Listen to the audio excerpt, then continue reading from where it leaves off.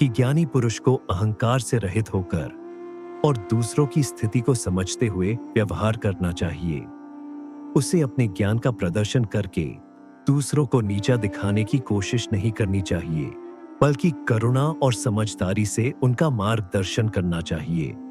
सत्व, रज और तम, ये तीनों प्रकृतिजन्य गुण मनुष्य को बांधने वाले हैं। सत्व गुण सुख और ज्ञान की आसक्ति से, रजोगुण कर्म को आसक्ति से और तमोगुण प्रमाद, आलस्य तथा निद्रा से मनुष्य को बांधता है।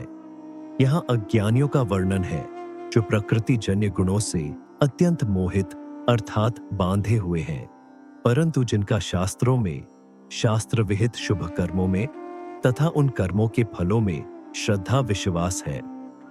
ऐसे अज्ञानी लौकिक और पारलौकिक भोगों की कामना के कारण वे पदार्थों और कर्मों में आसक्त रहते हैं। इस कारण वे ऊंचे उठने की बात को समझ नहीं सकते। इसीलिए भगवान ने इन्हें अज्ञानी कहा है। अज्ञानी मनुष्य शुभ कर्म तो करते हैं, पर करते हैं सदा न रहने वाले नाशवान पदार्थों की प्राप्ति के लिए।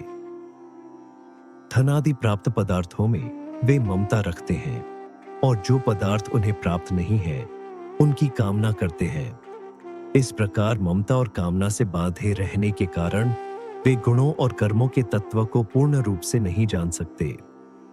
अज्ञानी मनुष्य स्वर्ग प्राप्ति के लिए शुभ कर्म किया करते हैं।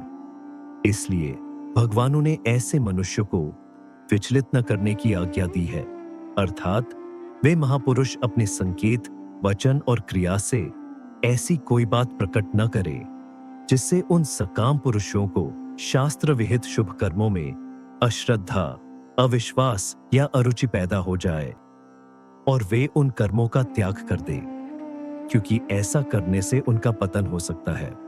इसलिए ऐसे पुरुषों को सकाम भाव से विचलित करना है, शास्त्रीय कर्म से नहीं। जन्म मरण रूप बंधन से छुटकारा दिलाने के लिए उन्हें सकाम भाव से विचलित करना उचित भी है और आवश्यक भी।